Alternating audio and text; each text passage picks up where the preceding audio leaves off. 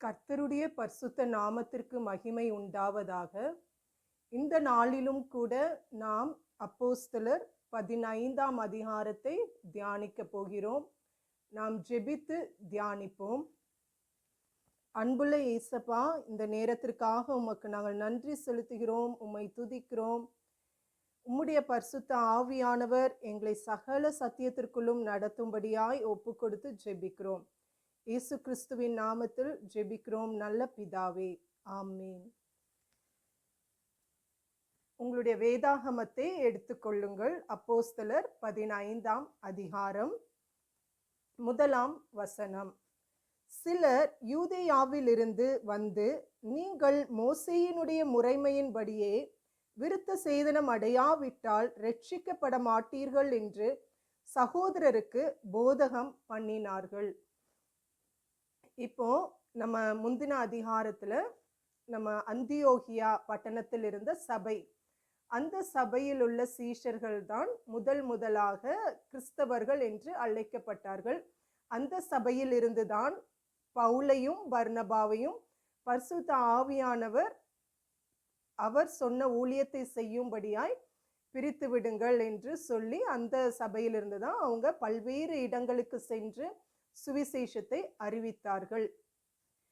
இப்போ அந்த சபையில அங்க உள்ள சீஷர்களுக்கு ஒரு சிலர் யூதேயா அப்படிங்கிற அந்த இடத்திலிருந்து, அப்போ எருசலேமை சுற்றியுள்ள பகுதிகள் தான் யூதேயா, அங்க இருந்து ஒரு சிலர் வந்து இந்த அந்தியோகியா பட்டணத்தில் இருந்த சபையில் இருந்த சீஷர்களை நோக்கி அவங்க என்ன சொல்றாங்கன்னா, நீங்க ரட்சிக்கப்படுவதற்கு, இவர்கள் வந்து புறஜாதியார், யூதர் அல்லாதவர்கள், அப்போ நீங்க ரட்சிக்கப்படுறதுக்கு விருத்த சேதனம் பண்ணப்படணும் அப்படின்னு சொல்றாங்க.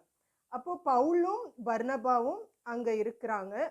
அது நிமித்தம் பவுல் பர்னபா இவர்களுக்கும் யூதேயாவிலிருந்து வந்த சகோதரர்களுக்கும் ஒரு வாக்குவாதம் உண்டாகிறது. 2ஆம் வசனம். அதனாலே அவர்களுக்கும் பவுல் பர்னபா என்பவர்களுக்கும் மிகுந்த வாக்குவாதமும் தர்க்கமும் உண்டான போது, அந்த விஷயத்தின் நிமித்தம் பவுலும் பர்னபாவும் அவர்களை சேர்ந்த வேறு சிலரும் எருசலேமில் இருக்கிற அப்போஸ்தலரிடத்திற்கும் மூப்பரிடத்திற்கும் போக வேண்டும் என்று தீர்மானித்தார்கள். ஹல்லேலூயா. அப்போ அவங்க ஒரு தீர்மானம் எடுக்கிறாங்க. என்ன தீர்மானம்? எருசலேமில் இருக்கிற அப்போஸ்தலர்கள் மூப்பர்களிடம் நம்ம போய் இந்த காரியத்தை நாம் சொல்லி ஒரு தீர்மானம் எடுத்துக்கொண்டு வரலாம். இப்போ பவுலுக்கும் பர்னபாவுக்கும் தெரியும் நம்ம ரட்சிக்கப்படுவதற்கு விருத்த சேதனம் அவசியம் இல்லை அப்படிங்கிறது. ஆனாலும் அவர்கள் எருசலேமில் இருக்கிறவர் அப்போஸ்தலர்களிடத்திலும் மூப்பர்களிடத்திலும் நம்ம போய் நம்ம இந்த காரியத்தை சொல்லி நம்ம வந்து தீர்மானம் எடுத்துக்கொண்டு திரும்ப வரலாம் அப்படிங்கிறத அவங்க ஒரு முடிவு எடுக்கிறாங்க. இப்போ இதுல இருந்து நம்ம என்ன கற்றுக்கொள்ளலாம் அப்படின்னா, முந்தின அதிகாரங்கள்ல நம்ம தியானிச்சிருக்கிறோம், பவுலை கொண்டு பர்னபாவை கொண்டு கர்த்தர் பெரிய காரியங்களை செய்தார், அவருடைய மகிமை வெளிப்பட்டது. அப்போ இவர்கள் வந்து கர்த்தர் நம்மளை பயன்படுத்துகிறார் அப்படின்னு சொல்லி தானாக அவங்க வந்து ஒரு முடிவுக்கு வரல, இதுதான் கரெக்டு, இதுதான் விருத்த சேதனம் அவசியம் இல்லை ரட்சிக்கப்படுவதற்கு அப்படிங்கிறது அவங்களுக்கு நல்லாவே தெரியும். ஆனாலும் அவங்க என்ன பண்றாங்க, எருசலேம்ல இருக்கிற அப்போஸ்தலர்கள்ட்ட போய் நம்ம வந்து அவங்கள்ட்ட சொல்லி இதை நம்ம சேர்ந்து நம்ம பேசி நம்ம தீர்மானம் பெற்றுக்கொண்டு வருவோம், ஒரு உறுதி செய்யப்பட்ட ஒரு தீர்மானம். அப்போ எப்பொழுதுமே நமக்கு மேலாக இருக்கிற அதிகாரிகள், நமக்கு மேலாக கர்த்தர் கொடுத்திருக்கிற ஆவிக்குரிய தகப்பன்மார்கள் தாய்மார்களிடம் நாம் எந்த ஒரு காரியத்தையும் போய் கற்றுக்கொள்வதும் உறுதிப்படுத்தி கொள்வதும் அவசியமாய் இருக்கிறது. ஹல்லேலூயா. அடுத்ததாக, அந்தபடி அவர்கள் சபையாரால் வழிவிட்டு அனுப்பப்பட்டு பெனிக்கே சமாரியா நாடுகளின் வழியாய் போய் புறஜாதியார் மனம் திரும்பின செய்தியை அறிவித்து சகோதரர் எல்லாருக்கும் மிகுந்த சந்தோஷத்தை உண்டாக்கினார்கள். இப்போ பவுலும் பர்னபாவும் அந்தியோகியா சபையில் சேர்ந்த சில சகோதரர்மார்கள், அவங்க எல்லாரும் சேர்ந்து தான் இப்போ எருசலேம்ல இருக்கிற அப்போஸ்தலர்களையும் மூப்பர்களையும் பார்க்க வர்றாங்க.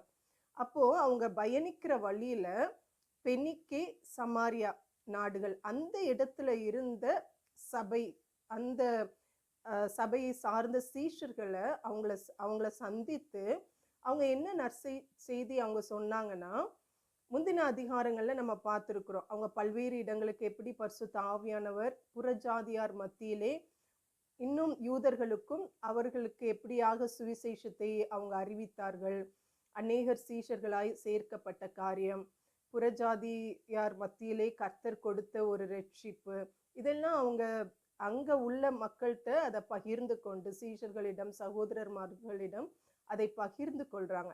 அது நிமித்தம் அங்க இருந்த சகோதரர்மார்கள் எல்லாருக்கும் மிகுந்த சந்தோஷம் உண்டானதாம். ஹல்லேலூயா. நம்ம எதை குறித்து சந்தோஷப்படுகிறோம் இந்த நாட்கள்ல? ஆத்துமாக்கள் ரட்சிக்கப்படுவதை குறித்தும் ஆத்துமாக்கள் சபையிலே சேர்க்கப்படுவதை குறித்தும் நாம் சந்தோஷப்பட்டு கொண்டிருக்கிறோமா?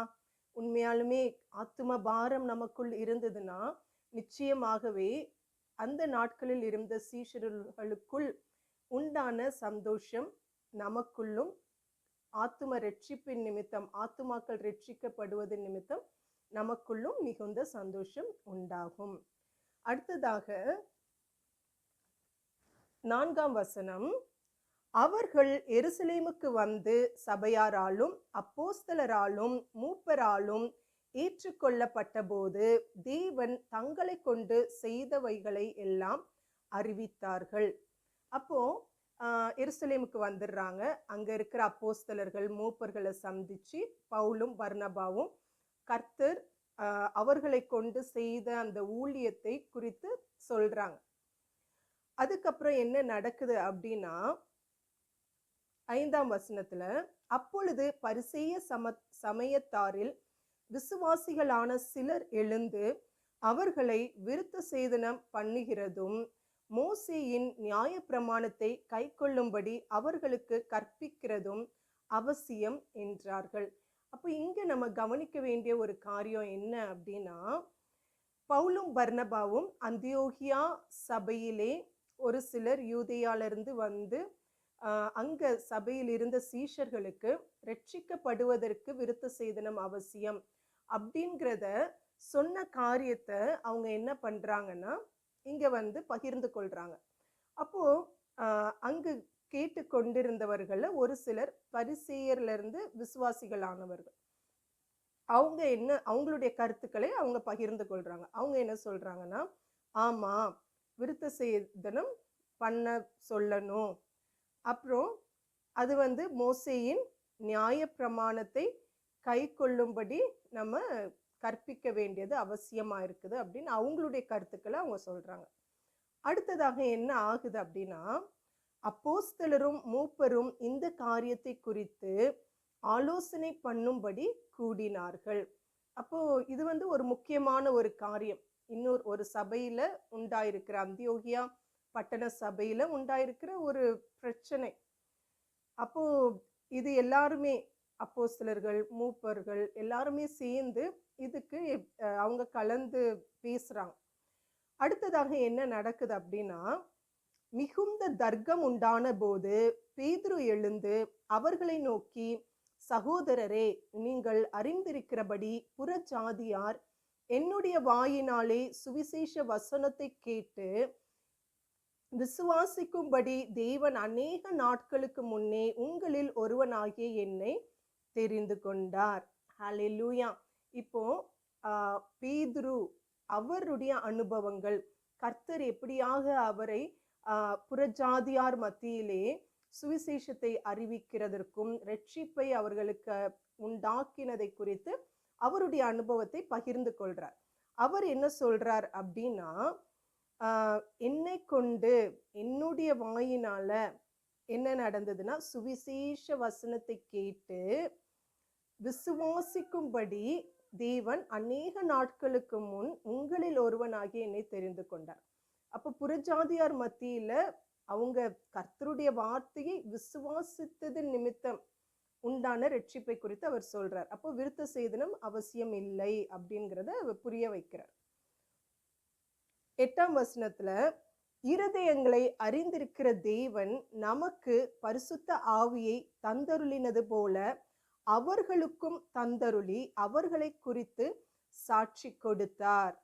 அப்போ அப்போஸ்தலனாகிய பேதுருவை கர்த்தர் கொர்நேலியுவுக்கும் கொர்நேலியுடைய வீட்டார் அனைவருக்கும் கர்த்தருடைய வார்த்தையை பகிர்ந்து கொள்ளவும், அவர்களுக்குள் அவங்க ஞானஸ்நானம் எடுக்கும்படியாகவும், இன்னும் அவங்க பரிசுத்த ஆவியானவருடைய ஞானஸ்நானத்தை பெற்றுக்கொள்ளும்படியாகவும் கர்த்தர் கிரியை செய்தார். அதை அவர் நினைப்பூட்டுகிறார். அதுக்கப்புறமாக விசுவாசத்தினாலே அவர்கள் இருதயங்களை அவர் சுத்தமாக்கி நமக்கும் அவர்களுக்கும் யாதொரு வித்தியாசமும் இராதபடி செய்தார். அப்போ மோசேயின் காலத்துல விருத்த சேதனம் கர்த்தர் செய்ய சொன்னார். இப்போ அவர்கள் இருதயத்தில் விசுவாசிக்கிறது நிமித்தம் அவர்கள் என்ன ஆக்கப்படுறாங்களாம்? சுத்தமாக்கப்படுறாங்களாம். ஹல்லேலூயா. அப்போ விருத்த சேதனம் இந்த காலகட்டத்துல நம்மளை சுத்திகரிப்பதில்லை. இருதயத்தில் தேவனுடைய வார்த்தையை விசுவாசிப்பதன் நிமித்தம் நமக்குள் ஒரு சுத்திகரிப்பு உண்டாகிறது, நமக்கும் அவர்களுக்கும். அப்போ புறஜாதியருக்கும் யூதர்களுக்கும் எந்த ஒரு வித்தியாசமும் இல்லை, ஒரே விதமா தான் கர்த்தர் கிரியை செய்கிறார் அப்படிங்கிறத அவர் எடுத்து சொல்றார். இப்படி இருக்க நம்முடைய பிதாக்களாலும் நம்மாலும் சுமக்க கூடாதிருந்த நுகத்தடியை சீஷர் கழுத்தின் மேல் சுமத்துவதினால் நீங்கள் தேவனை சோதிப்பானேன்.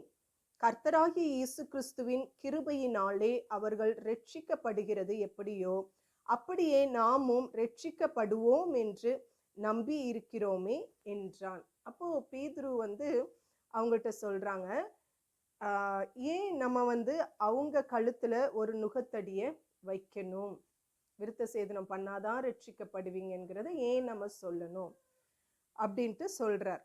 நம்ம அது அப்படி செய்வது நிமித்தம் நம்ம தேவனை நம்ம சோதிக்கிறதுக்கு ஒரு காரியம் ஆயிரும் அப்படின்னு சொல்றாரு. அடுத்ததாக என்ன சொல்றாருன்னா, கர்த்தராகிய இயேசு கிறிஸ்துவின் கிருபை, ஹல்லேலூயா, கிருபையினால் தான் அவங்க ரட்சிக்கப்படுறாங்க. அதே மாதிரி தான் நம்மளும் ரட்சிக்கப்பட்டிருக்கிறோம் அப்படிங்கிறத அவருடைய கர்த்தர் அவரை கொண்டு செய்த காரியங்கள், கர்த்தர் அவருக்கு கற்றுக் கொடுத்த காரியங்களை அவர் பகிர்ந்து கொள்கிறார். அடுத்ததாக என்ன நடக்குது அப்படின்னா, அப்பொழுது கூடி வந்திருந்த யாவரும் அமைந்திருந்து பர்னபாவும் பவுலும் தங்களை கொண்டு தேவன் புறஜாதிகளுக்குள்ளே செய்த அடையாளங்கள் அற்புதங்கள் யாவையும் விவரித்து சொல்ல கேட்டார்கள். அப்போ பேதுரு ஐயா பேசினதுக்கு அப்புறம் எல்லாருமே அமைதியா கவனிக்கிறாங்க, என்ன காரியம் பேசுறாங்க ஒவ்வொருத்தரும். அடுத்ததாக பவுலும் பர்னபாவும் பேசுறாங்க. அவங்களும் கர்த்தர் அவர்களை கொண்டு புறஜாதியாருக்கு செய்த காரியங்களை அறிவிக்கிறார்கள். அப்போ புறஜாதியார் மத்தியில ஆண்டவர் செய்த அடையாளங்கள் அற்புதங்கள் எல்லாவற்றையும் அவங்க என்ன பண்றாங்கன்னா விவரித்து அவங்க அங்க கூடியிருந்தவங்களுக்கு சொல்றாங்க. அதுக்கப்புறமாக 13ஆம் வசனம், அவர்கள் பேசி முடிந்த பின்பு யாக்கோபு அவர்களை நோக்கி, சகோதரரே எனக்கு செவி கொடுங்கள். இப்போ இந்த யாக்கோபு இவர் அப்போஸ்தலனாகிய யாக்கோபு கிடையாது. ஏன்னா நம்ம முந்தின அதிகாரங்கள்ல நம்ம தியானிச்சிருக்கிறோம், அப்போஸ்தலனாகிய யாக்கோபை ஏரோது ராஜா அவர் கொலை செய்தார். அப்போ இந்த யாக்கோபு யார் அப்படின்னா இயேசு கிறிஸ்துவினுடைய சகோதரர், யாக்கோபு புஸ்தகத்தை எழுதினவர். இவர் என்ன சொல்றார் அப்படின்னா, தேவன் புறஜாதிகளினின்று தமது நாமத்திற்காக ஒரு ஜனத்தை தெரிந்து கொள்ளும்படி முதல் அவர்களுக்கு கடாட்சி தருளின விதத்தை சிமியோன் விவரித்து சொன்னாரே, அதற்கு தீர்க்கதரிசிகளுடைய வாக்கியங்களும் ஒத்திருக்கிறது. இப்போ யாக்கோபு அவர் எதை குறித்து சொல்றாருன்னா, வேதத்தில் எழுதப்பட்டிருக்கிற தீர்க்கமான காரியங்கள். அப்போ இது ஆமோஸ் 9ஆம் அதிகாரம் 11ஆம் 12ஆம் வசனங்கள்ல இருக்குது. அப்போ புறஜாதியார் மத்தியில கர்த்தர் கொண்டு வருகிற ரட்சிப்பை குறித்து ஆமோஸ் தீர்க்கதரிசி கூறியிருக்கிறார். ஏற்கனவே சொல்லப்பட்ட தீர்க்கமான காரியத்தை யாக்கோபு நினைப்பூட்டுகிறார். எப்படி எனில் மற்ற மனுஷரும் என்னுடைய நாமம் தரிக்கப்படும் சகல ஜாதிகளும் கர்த்தரை தேடும்படிக்கு நான் இதற்கு பின்பு திரும்பி வந்து விழுந்து போன தாவீதின் கூடாரத்தை மறுபடியும் எடுப்பித்து அதிலே பழுதாய் போனவைகளை மறுபடியும் சீர்படுத்தி அதை செவ்வையாக நிறுத்துவேன் என்று இவைகளை எல்லாம் செய்கிற கர்த்தர் சொல்லுகிறார் என்று எழுதியிருக்கிறது. அப்போ கர்த்தருடைய வார்த்தையில் புறஜாதியாரை குறித்து, அவர்களுக்குள் உண்டாகிற ரட்சிப்பை குறித்து எழுதப்பட்டிருக்கிற காரியங்களை அவர் எடுத்து சொல்லுகிறார். உலக தோற்றம் முதல் தேவனுக்கு தம்முடைய கிரியைகள் எல்லாம் தெரிந்திருக்கிறது. ஆதலால் புறஜாதிகள் தேவனிடத்தில் திரும்புகிறவர்களை கலங்க பண்ணலாகாதென்றும். அப்போ அவர் என்ன சொல்றாரு, நம்ம அவங்கள விருத்த சேதனம் செய்யப்படணும், ரட்சிக்கப்படுவதற்கு நம்ம சொன்னோம்னா நம்ம என்ன பண்றோமா, கர்த்தரிடத்தில் திரும்புகிறவர்களை நம்ம என்ன பண்றோம், கலங்க பண்றோம். அதனால நம்ம கலங்க பண்ண கூடாது அவங்கள அப்படின்னு சொல்லிட்டு அவருடைய ஆலோசனையை கொடுக்கிறார். என்ன ஆலோசனை அப்படின்னா, விக்கிரகங்களுக்கு படைத்த அசூசியானவைகளுக்கும் வேசித்தனத்திற்கும் நெருங்குண்டு செப்தத்திற்கும் இரத்தத்திற்கும் விலகி இருக்கும்படி அவர்களுக்கு நாம் எழுத வேண்டும் என்றும் நான் தீர்மானிக்கிறேன். அப்போ யாக்கோபு ஒரு முக்கியமான ஒரு இடத்தில் அந்த கணம் பெற்றவராய் இருந்திருக்கிறார். அப்ப அவர் எடுக்கிற தீர்மானத்தை அவங்க என்ன பண்றாங்கன்னா ஏற்றுக்கொள்கிறார்கள். அவங்க என்ன சொல்றாங்க அப்படின்னா, இப்போ இந்த காரியம் 20வது வசனம் நம்ம லேவியர் ஆகமத்துல அதை குறித்து விளக்கமாய் இருக்கிறது. லேவியர் ஆகமம் 17ஆம் 18ஆம் அதிகாரங்களை நம்ம படிச்சு பார்த்தோம்னா, இயேசு கிறிஸ்து தேவன் இஸ்ரவேல் ஜனங்களுக்கு எதை சாப்பிடணும், சாப்பிடக்கூடாது, எதனால அதை நம்ம சாப்பிடக்கூடாது, அது எப்படி அது தீட்டான காரியம் கர்த்தருடைய பார்வையில. அதே போல திருமணம், இங்க சொல்லப்பட்டிருக்கிற வேசித்தனம் கணவன் மனைவி அதை விட்டுட்டு இருக்கிற உறவை குறிப்பிடாம, அதாவது நெருங்கின இரத்த உறவுக்குள் திருமணம் செய்வது. அப்ப அந்த உறவுகள் எந்தெந்த உறவுகள் எல்லாம் திருமணம் செய்யக்கூடாது அப்படிங்கிற விளக்கமானது லேவியர் ஆகமம் 17 18ஆம் அதிகாரங்கள்ல எழுதப்பட்டிருக்கு. நம்ம அதை படிச்சு பார்த்தோம்னா அதோடைய விவரங்கள் நம்மளுக்கு தெரியும். அப்போ அதை குறித்து தான் இங்கு எழுதப்பட்டிருக்குது. இங்க யாக்கோபு சொல்றார். அதே போல மோசேயின் ஆகமங்கள் ஓய்வு நாள் தோறும் ஜெப ஆலயங்களில் வாசிக்கப்பட்டு வருகிறபடியால் பூர்வ காலம் தொடங்கி சகல பட்டணங்களிலும் அந்த ஆகமங்களை பிரசங்கிக்கிறவர்களும் உண்டே என்றான். அப்போ மோசேயின் ஆகமங்கள் அப்படின்னு சொன்னோம்னா, வேதாகமத்துல முதல் 5 புத்தகங்கள் தான் மோசேயின் ஆகமங்கள். அப்போ அதுல வேத வல்லுநர்கள் என்ன சொல்றாங்கன்னா, ஒரு 600க்கு மேற்பட்ட கட்டளைகள் அதுல இருக்குது அப்படின்ட்டு எழுதப்பட்டிருக்கு. அப்போ நம்மளுக்கு வேத புத்தகம் கையில இருக்கிற மாதிரி அந்த நாட்கள்ல அவங்க கையில வேதம் கிடையாது. ஓய்வு நாட்கள்ல தான் அவங்க போய் ஜெப ஆலயத்துல போய் அங்கு தான் அந்த மோசேயின் ஆகமங்கள், தீர்க்க தரிசன புஸ்தகங்கள் எல்லாமே வாசிக்கப்பட்டது. அதை அவங்க கவனிச்சாங்க. அதை தான் அவர் யாக்கோபு சொல்றார். அதுக்கப்புறம் என்ன நடக்குது அப்படின்னா, அப்பொழுது தங்களில் சிலரை தெரிந்து கொண்டு பவுலோடும் பர்னபாவோடும் அந்தியோகியாவுக்கு அனுப்புகிறது அப்போஸ்தலருக்கும் மூப்பருக்கும் சபையார் எல்லாருக்கும் நலமாக கண்டது. அவர்கள் யார் என்றால், சகோதரரில் விசேஷித்தவர்களாகிய பர்சபா என்று மறுபேர் கொண்ட யூதாவும் சீலாவுமே. ஹல்லேலூயா. அப்போ அவங்க ஒவ்வொருத்தரும் பேசுறத கேட்டுட்டு ஒரு தீர்மானம் எடுக்கிறாங்க. அப்போஸ்தலரும் மூப்பர் எல்லாருமே சேர்ந்து என்ன தீர்மானம் எடுக்கிறாங்கன்னா, நம்ம பவுலோடும் பர்னபாவோடும் நம்ம என்ன பண்ணலாம், யூதா சீலா 2 சகோதரர்களை அவங்க அனுப்ப தீர்மானம் பண்றாங்க. இவங்க கூட நம்ம அந்தியோகியா பட்டணத்தில் இருக்கிற சபைக்கு இவங்களை நம்ம அனுப்புவோம். அனுப்பி என்ன பண்ண போறாங்கன்னா, இவர்கள் கையில் அவர்கள் எழுதி கொடுத்து அனுப்பின நிருபமாவது. அப்போ அந்த காலகட்டத்துல கடிதங்கள், அததான் நிருபம்னு நம்ம சொல்றோம். பவுல் வந்து பல சபைகளுக்கு எழுதின கடிதங்கள் தான் நம்ம அ நிருபங்களாக இருக்கிறது. அப்போ என்ன தீர்மானம் எடுக்கிறாங்கன்னா, அந்த அந்தியோகியா பட்டணத்துல இருந்த சபைக்கு நம்ம நிருபம் எழுதுவோம். எழுதி இவங்க கையில குடுத்து அனுப்புவோம் அப்படிங்கிற தீர்மானம் எடுக்கிறாங்க. எடுத்துட்டு அவங்க என்ன பண்றாங்கன்னா, அப்போஸ்தலரும், மூப்பரும், சகோதரரும் ஆகிய நாங்கள் அந்தியோகியாவிலும் அந்தியோகியாவிலும் சீரியாவிலும் சிலிசியாவிலும் இருக்கும் புறஜாதியாராகிய சகோதரருக்கு வாழ்த்துதல் சொல்லி எழுதிய நிருபம் என்னவென்றால், அப்போ இந்த பிரச்சனை வந்து அந்தியோகியால இருந்து சபைக்கு இருந்தது, புறஜாதியாருடைய சபை. அப்போ அவங்க வந்து அந்தியோகியாவை சுற்றியுள்ள இடங்களுக்கும் சேர்த்து இந்த நிருபத்தை எழுதுறாங்க. ஏன்னா அவங்களும் புறஜாதியார், அவங்களுக்கும் இது மாதிரி ஒரு சூழ்நிலை வர்றதுக்கு நிறைய வாய்ப்புகள் இருக்கு அப்படிங்கிறதுனால அவங்களுக்கும் சேர்த்து எழுதுறாங்க. சீரியா, சிலிசியா அந்த இடத்துலயும் உள்ள புறஜாதியார் ரட்சிக்கப்பட்டவர்களுக்கும் சேர்த்து எழுதுறாங்க. எங்களால் கட்டளை பெறாத என்ன அந்த நிருபத்துல எழுதியிருக்கிறாங்கன்றத நம்ம தியானிக்க போகிறோம். எங்களால் கட்டளை பெறாத சிலர் எங்களிடத்திலிருந்து புறப்பட்டு நீங்கள் விருத்த சேதனம் அடைய வேண்டும் என்றும் நியாயப்பிரமாணத்தை கைக்கொள்ள வேண்டும் என்றும் சொல்லி இப்படிப்பட்ட வார்த்தைகளால் உங்களை கலக்கி உங்கள் ஆத்துமாக்களை புரட்டினார்கள் என்று நாங்கள் கேள்விப்பட்டபடியினாலே. அப்போ அவங்க வந்து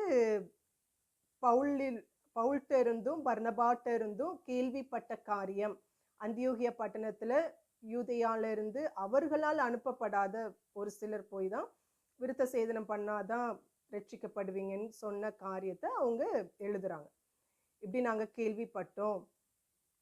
அப்போ அந்த காரியம் விருத்த சேதனம் பண்ணப்பட்டாதான் ரட்சிக்கப்படுவீர்கள் அப்படிங்கிற காரியம் என்ன உண்டாக்கிச்சா, உங்களை கலக்கி. அப்போ அவங்களுக்குள் அந்த சபையில் இருந்தவர்களுக்குள் என்ன உண்டாச்சுன்னா ஒரு கலக்கம் உண்டாச்சு. அப்புறம் ஆத்துமாக்களை புரட்டினார்கள். ஒரு குழப்பம், ஒரு தெளிவு அற்ற ஒரு நிலைமை அது நிமித்தம், ஒரு அந்த தவறான செய்தி நிமித்தம் உண்டாகுது. நம்முடைய கர்த்தராகிய இயேசு கிறிஸ்துவின் நாமத்திற்காக தங்கள் பிராணனையும் ஒப்புக்கொடுக்க துணிந்தவர்களும் எங்களுக்கு பிரியமானவர்களுமாயிருக்கிற பர்னபா, பவுல் என்பவர்களோடும் கூட. இங்க வந்து பவுல் பர்னபாவை குறித்து ஒரு நற்சாட்சி சொல்லப்பட்டிருக்கிறது. அவங்க என்ன நற்சாட்சி சொல்றாங்கன்னா, பவுலும் பர்னபாவும் தங்கள் பிராணனையும் எதற்காக, கர்த்தராகிய இயேசு கிறிஸ்துவின் நாமத்திற்காக தங்கள் பிராணனையும் ஒப்புக்கொடுக்க துணிந்தவர்களும். இது வந்து எதை வச்சு சொல்றாங்கன்னா, அவங்க நம்ம முந்தின அதிகாரத்துல தியானிச்சோம், அவங்க போன பல்வேறு இடங்கள்ல அவங்கள பகைத்தார்கள். யூதர்கள் மற்ற ஜனங்களை எழுப்பி அந்த இடத்துல அவங்க இருக்கக்கூடாதபடிக்கு அவங்க வந்து அவங்கள அவமானப்படுத்துறதும் கல்லெறிவதும், பவுல் வந்து செத்து போனார் அப்படிங்கிற ஒரு நிலைமை, அதை வச்சுதான் அவங்க சொல்றாங்க.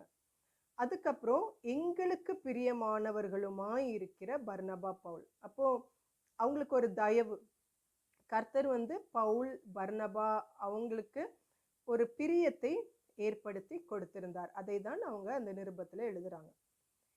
எங்களால் தெரிந்து கொள்ளப்பட்ட சில மனுஷரை உங்களிடத்திற்கு அனுப்புகிறது ஒருமனப்பட்டு கூடின எங்களுக்கு நலமாக கண்டது. அப்போ எருசலேம்ல இருந்து அங்க இருந்த சீஷர் கூட்டத்துல இருந்துதான் யூதாவும் சீலாவையும் அனுப்புறாங்க. அதை அவங்க சொல்றாங்க அந்த நிருபத்துல.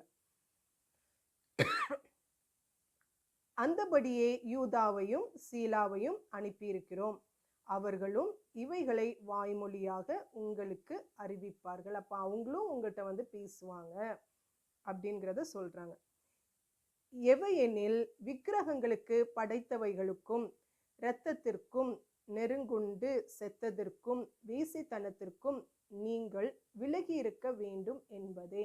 அப்போ விருத்த சேதனம் ரட்சிக்கப்படுவதற்கு அவசியம் இல்லை, ஆனால் நீங்க ஒரு சில ஆலோசனைகளை அவங்களுக்கு கொடுக்குறாங்க. இப்போ விக்கிரகங்களுக்கு படைத்ததை சாப்பிடக்கூடாது, இரத்தத்தை சாப்பிடக்கூடாது, நெருங்குண்டு செத்ததற்கும் வீசித்தனத்திற்கும் நீங்க விலகி இருக்கணும் அப்படின்னு ஆலோசனை கொடுக்குறாங்க.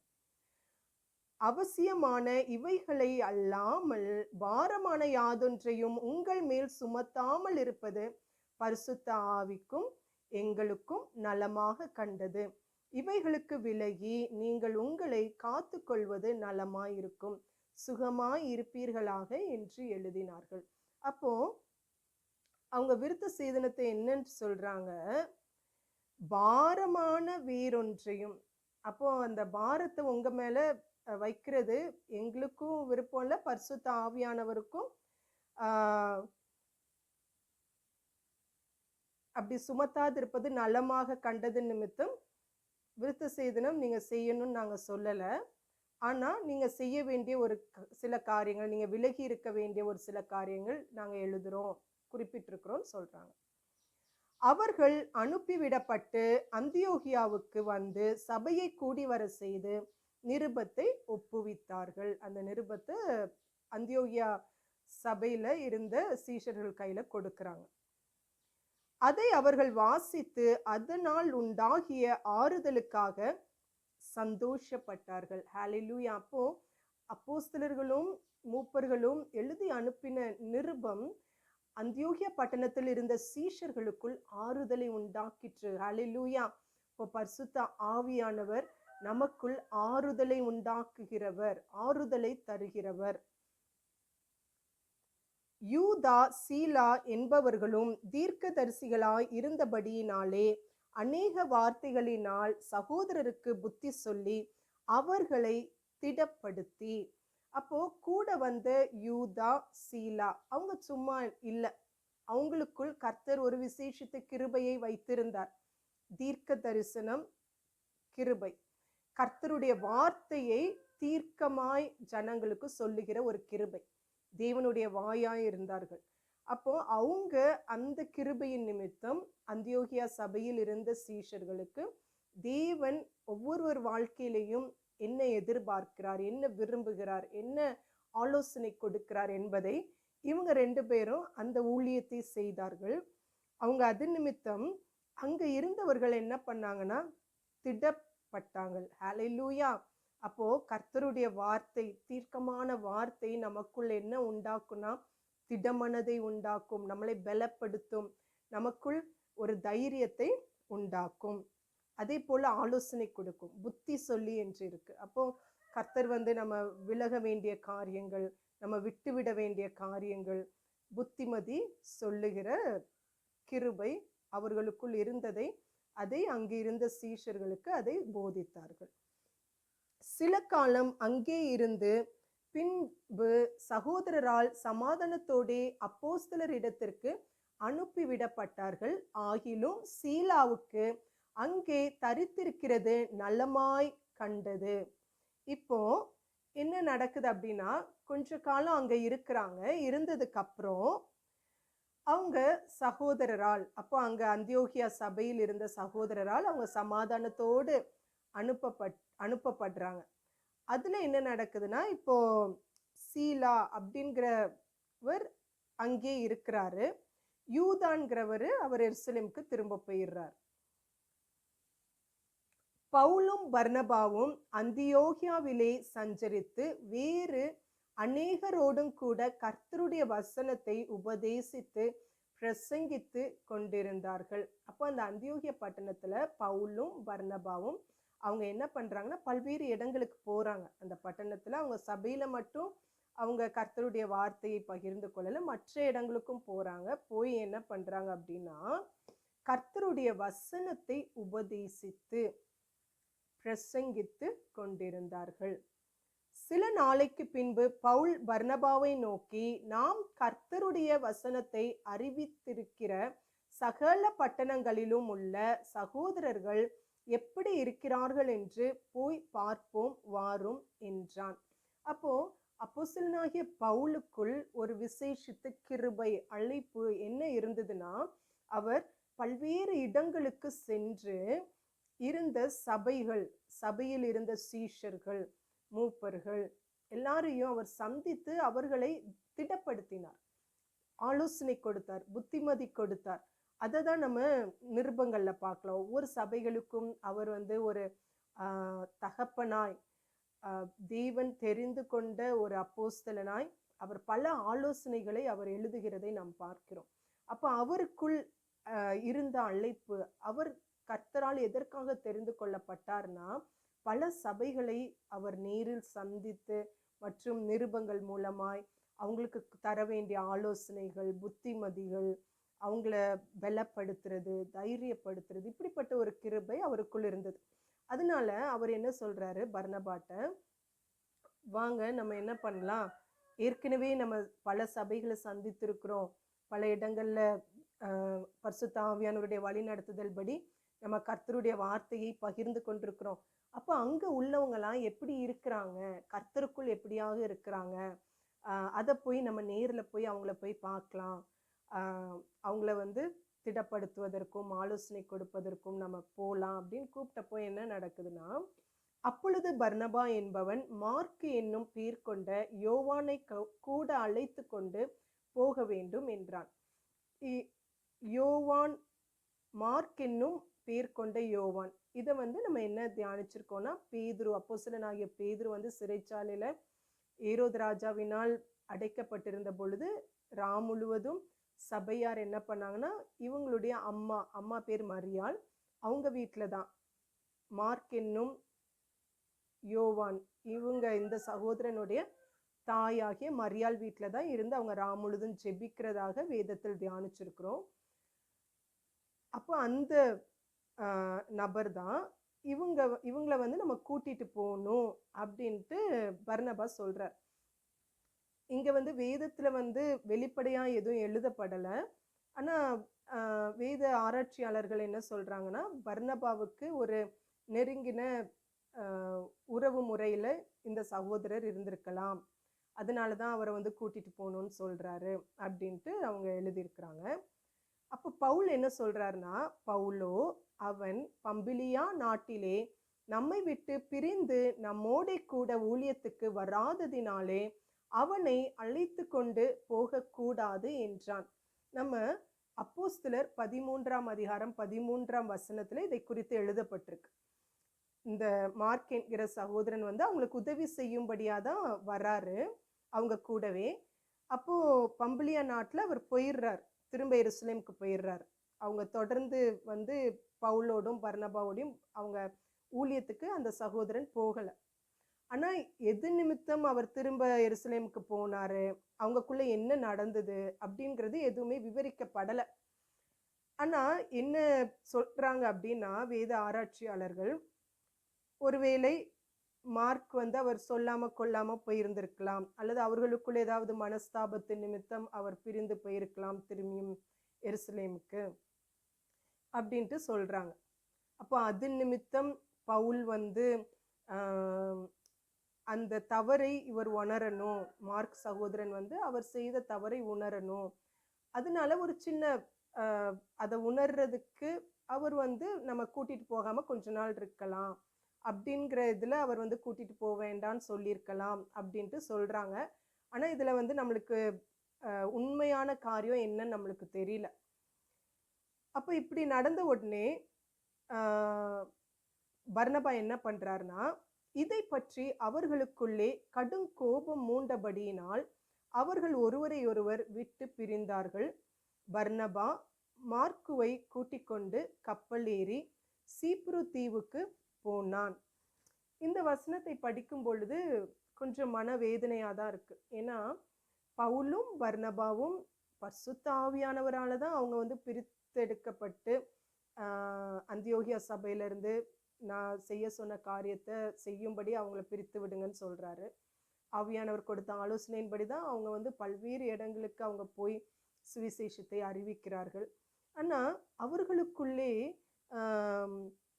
கடும் கோபம் மூண்டபடினால் அப்படின்னு எழுதப்பட்டிருக்கு.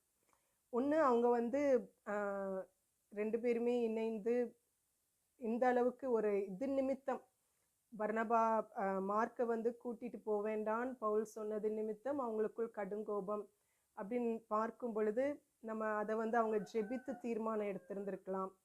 ஆஹ் அவங்க சமாதானத்தோட இந்த அளவுக்கு கடுங்கோபம் உண்டாகிற அளவுக்கு அவங்களுக்குள்ள இந்த காரியத்தை குறித்து ஆஹ் இப்படி ஒரு சூழ்நிலை உண்டாயிருக்கணுமாங்கிறது ஒரு கேள்விதான். அதனால எந்த ஒரு காரியமுமே நம்ம ஊழியத்தின் பாதையில நிச்சயமாய் ஒரு சில நேரங்கள்ல எப்படி பவுலுக்கும் பர்னபாவுக்கும் ஒரு வேறுபாடு, கருத்து வேறுபாடு உண்டாகிறது. அப்போ நம்ம எந்த ஒரு கருத்து வேறுபாடுனாலும் அதை நம்ம ஜெபத்துல வைக்கும்போது நிச்சயமாய் ஆவியானவர் அதற்கான தீர்வை கொடுப்பார். நம்ம வந்து ஒருத்தரோடு ஒருத்தர் மோதி கொள்வது தேவனுடைய சித்தம் கிடையாது. ஊழியத்துல வந்து நம்ம ஒரு மனதோடு இணைந்து இசைந்து செயல்பட்டால்தான் அது சமாதானமாய் சந்தோஷமாய் அதை செய்ய முடியும். ஊழியம் என்று நம்ம சொல்லும் போதே ஆவிக்குரிய போராட்டங்கள் நிச்சயம் வரும். ஏன்னா நம்ம வந்து இரத்தத்தோடும் மாம்சத்தோடும் நம்மளுக்கு போராட்டம் இல்லை. இப்போ துரைத்தனங்களோடும் அந்தகார லோகாதிபதிகளோடும் தான் நம்மளுக்கு போராட்டம் உண்டு என்று எழுதப்பட்டிருக்கு வேத வசனத்துல. அப்போ தேவனுடைய ராஜ்யத்தை நாம் கட்டி எழுப்ப வேண்டும், தேவ சித்தத்தை செய்ய வேண்டும், தேவன் விரும்புகிறதை நாம் நிறைவேற்ற வேண்டும் என்று நாம் ஒப்பு கொடுத்து அதற்கென்று நாம் ஓடும் பொழுது ஒரு சில நேரங்களிலே மனஸ்தாபங்கள் வரும்.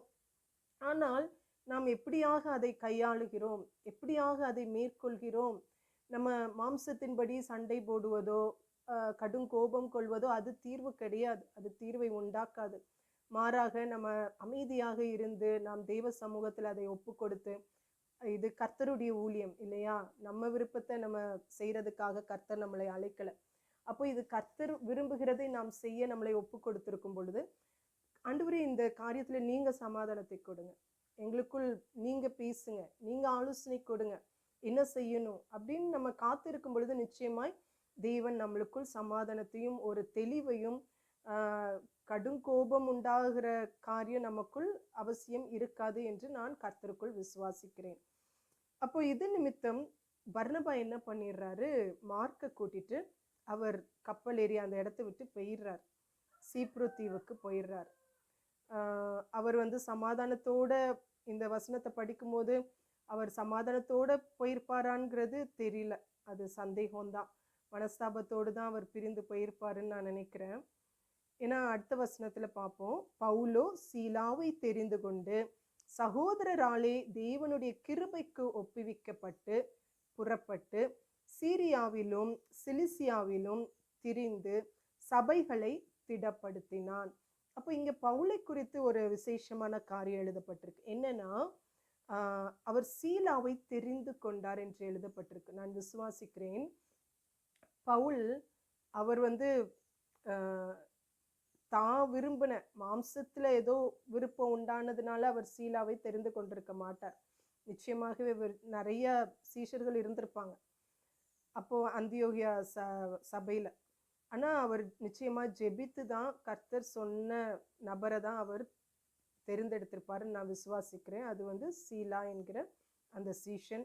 அவரை கூட்டிட்டு இன்னொரு முக்கியமான காரியம், சகோதரராலே தேவனுடைய கிருபைக்கு ஒப்புவிக்கப்பட்டு, ஹல்லேலூயா. அப்போ அந்த சபையில இருந்த சகோதரமார்கள் அவங்களுக்காக ஜெபித்து கர்த்தருடைய கிருபைக்குள் பாதுகாப்புக்குள்ள அவங்கள வந்து ஒப்பு கொடுத்து அதுக்கப்புறம் சமாதானத்தோட அவங்க அந்த இடத்த விட்டு சீரியாவுக்கும் சிசிலியாவுக்கும் போயிட்டு அங்க சபைகளை அவங்க என்ன பண்ணாங்களாம், திடப்படுத்தினாங்களாம். அப்போ எந்த ஒரு காரியமா இருந்தாலும், எந்த ஒரு தீர்மானமா இருந்தாலும், எந்த ஒரு முடிவா இருந்தாலும் ஊழியத்தின் பாதையில நம்ம ஒரு நாளும் ஒருபோதும் நம்ம மாம்சம் விரும்புகிறதோ நம்ம சுயம் விரும்புகிறதோ நம்ம செய்ய முடியாது, செய்யவும் கூடாது. மாறாக தெய்வ சமூகத்தில் காத்திருந்து, கர்த்தாவே இது உம்முடைய ஊழியம், இது உம்முடைய காரியம், உம்முடைய வேலைக்காரன் நான், நீங்க என்ன சொல்றீங்களோ, நீங்க இப்போ கூட ஊழியத்துக்கு கூட்டிட்டு போற நபர் வந்து கர்த்தருடைய சித்தத்தின்படி இருக்கணும், நம்ம யாரனாலும் கூட்டிட்டு போக முடியாது.